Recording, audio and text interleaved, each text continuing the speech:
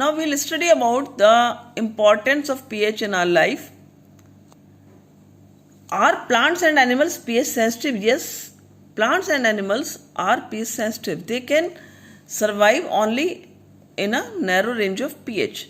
As you know that our body works within the pH range of 7.0 to 7.8.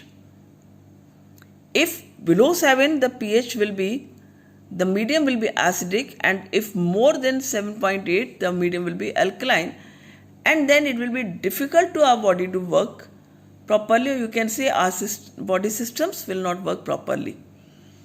Living organisms can survive only in a narrow range of pH change. All living organisms, they also need to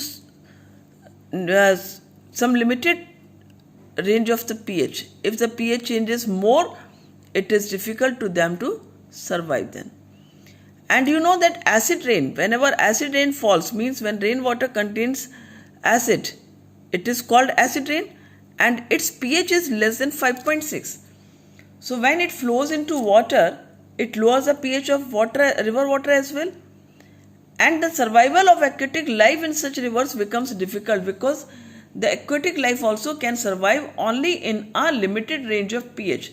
So when pH goes down, lower down, it is difficult for the aquatic life to survive in the river. pH change is a cause of tooth decay. You know that tooth decay starts when the pH of the mouth is lower than 5.5. Means if the medium, or you can say if the medium is more acidic inside the mouth, then the tooth decay starts. And tooth enamel, remember this tooth enamel is the substance which is the hardest substance in the body. It is made up of calcium phosphate, right? And this enamel can be corroded when the pH in the mouth is below 5.5.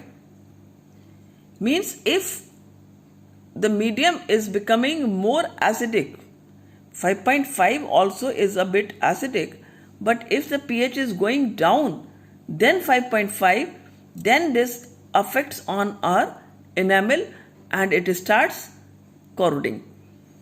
What happens inside the mouth? Basically, the saliva constantly neutralizes acid in our mouth, because saliva is alkaline in nature. It is basic in nature. So it neutralizes the acid in our mouth, and that protects our teeth. But if one eats too much acidic food and drinks, then what happens? And if even it doesn't clean the teeth properly, then bacteria which are present in our mouth produce acids. And how do they produce acid? By the degradation of the sugar and the food particles remaining in the mouth after eating. Because if one is not brushing the teeth properly, or you can say rinsing the mouth properly after eating, then the food particles which are sticking with the teeth and some sugar, that can be degraded by the bacteria and they produce acid.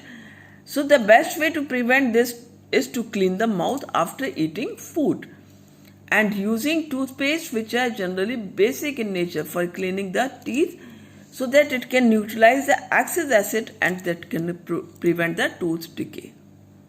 Our digestive system, you know that it is very interesting to note that our stomach produces hydrochloric acid, and it helps in digestion of food without harming the stomach.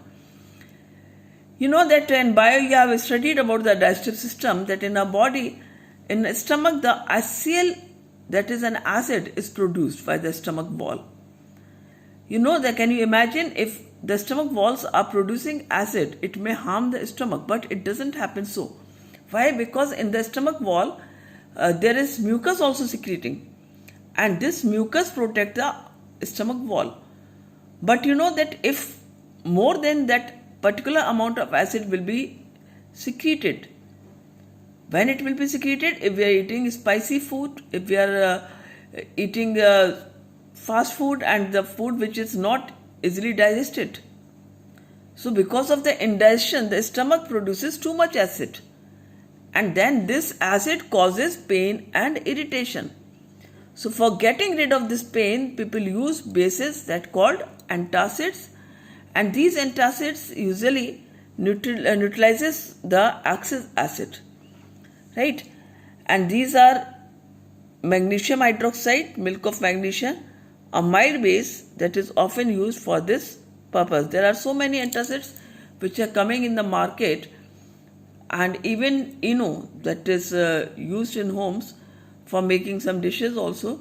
That is also a very good antacid, and it also get relief from this pain which is due to the acidity. pH of the soil. You know that soil also has pH, right? Plants require a specific pH range for their healthy growth. For most plants, the optimum range of pH is 5.5 to 7.0. But some plants, they can grow in more acidic soil like blueberries, or may require a more alkaline level. Some may require a more alkaline level like ferns or asparagus. Self-defense by animals and plants through the chemical warfare. Bee sting. Bee sting leaves an acid which causes pain and irritation. You know that whenever bee sting is there, you get pain and irritation. Why does it happen? Because when bee stings, it leaves an acid. This acid is methanoic acid, right? So to get rid of this pain, you need to use some base. So at that time you can use some baking soda on the sting area to get relief. And in the same way, some leaves like nettle leaves, these sting here of nettle leaves, they also inject the methanoic acid, causing burning pain. You know that nettle plant is a wild plant, and just beside nettle plant there is a dog plant found in wild.